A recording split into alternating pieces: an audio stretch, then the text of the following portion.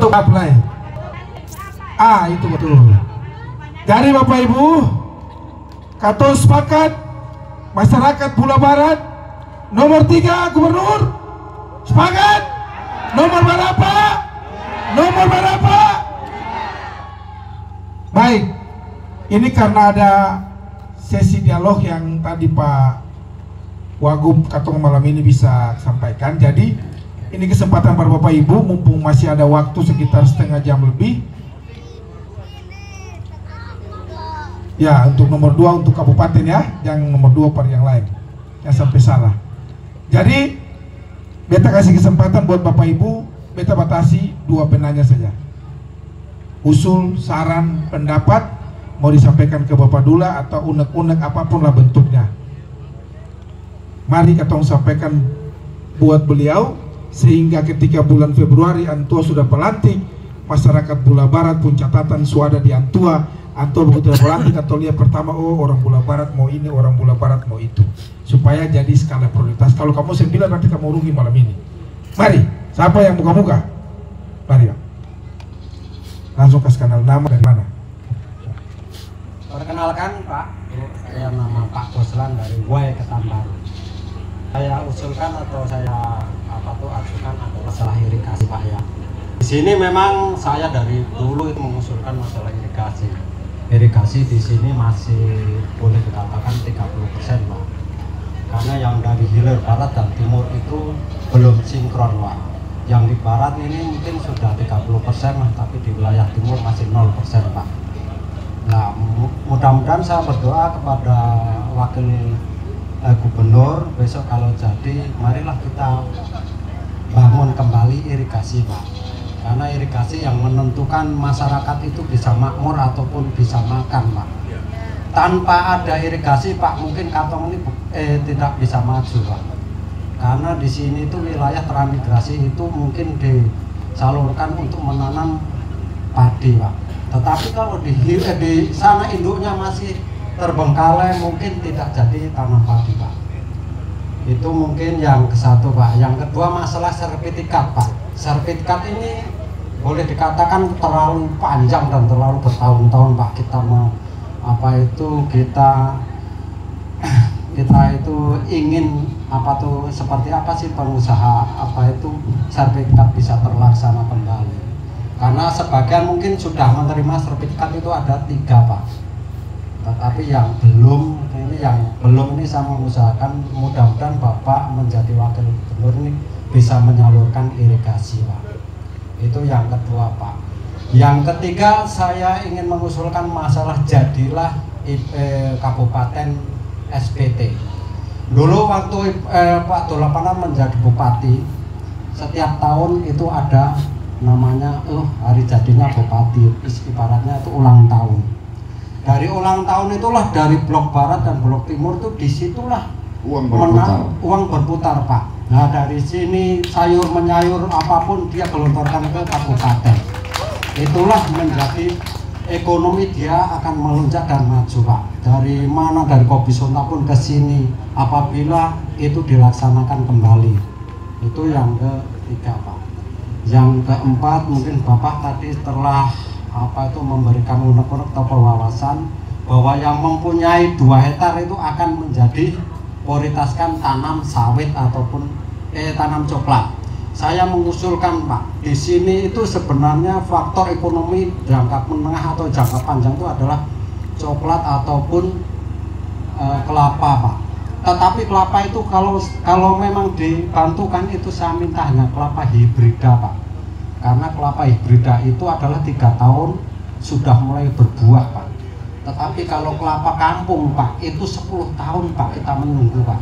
Itu masih ketinggalan zaman Pak. Baik. Maka dari itu mengusulkan bahwa nanti di sini ataupun di wilayah Pulau Barat itu kalau bisa itu adalah program tanam coklat ataupun tanam kelapa itu yang hibrida ataupun yang terbaik untuk berbuah secepatnya. Asal Pak. Jangan kelapa dalam. Ah ya.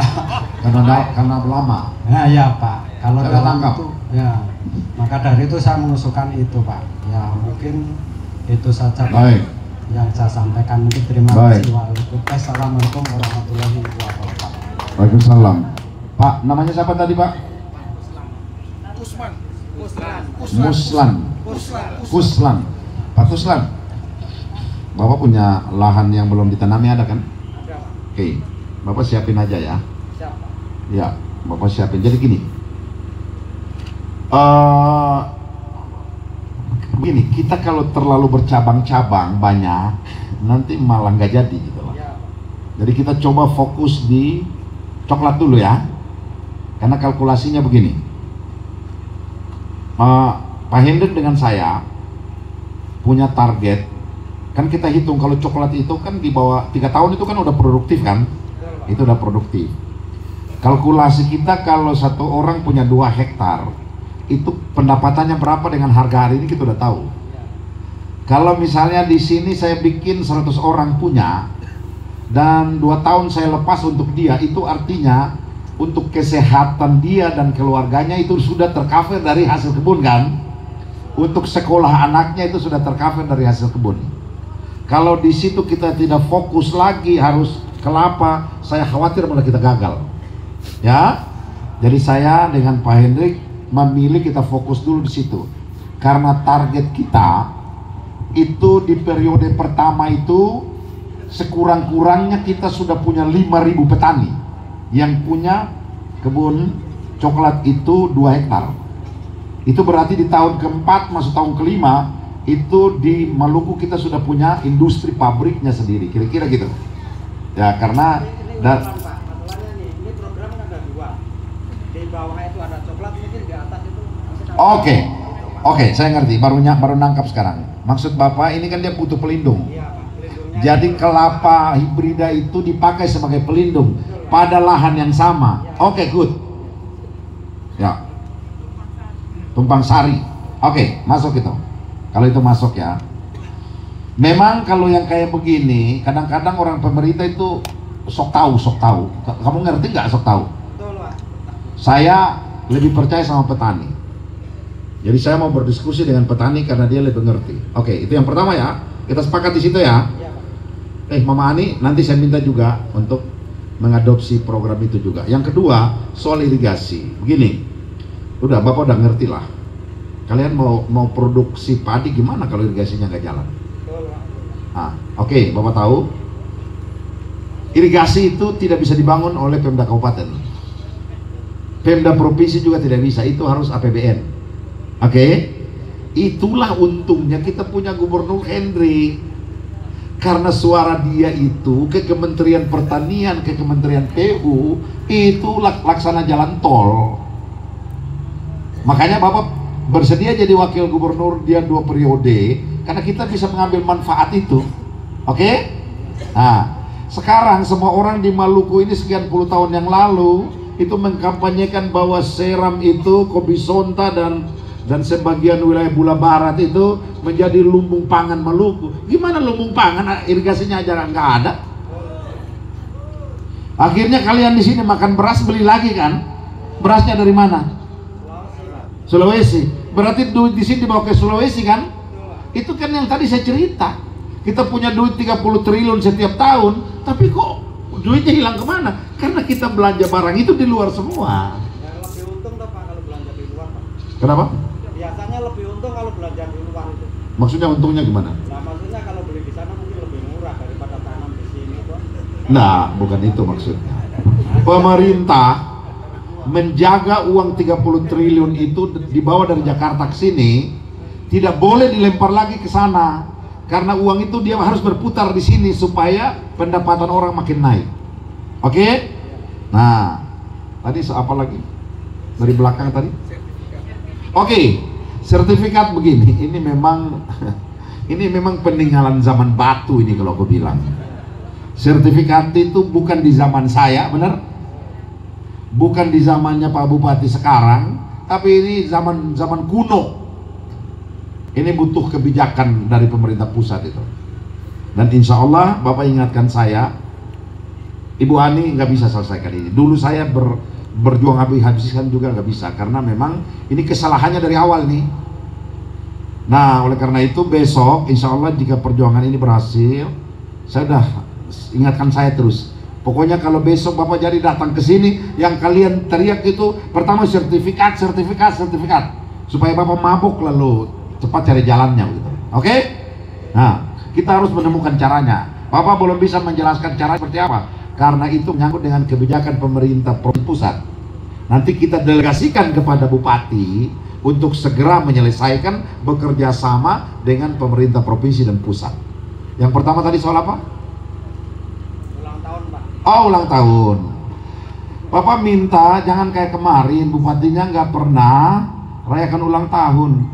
Udah, kamu biasa rayakan ulang tahun anakmu kan? Ya karena memang itu anakmu. Nggak mungkin tetangga mau rayakan ulang tahun anakmu. Sama. Kalau yang selalu merayakan ulang tahun SBT itu pasti orang yang berjuang tentang pemekaran SBT. Kalau orang yang tidak mau merayakan, pasti dia tidak bagian daripada pejuang pemekaran SBT. Besok Mama Ani ini bagian dari pejuang pemekaran SBT.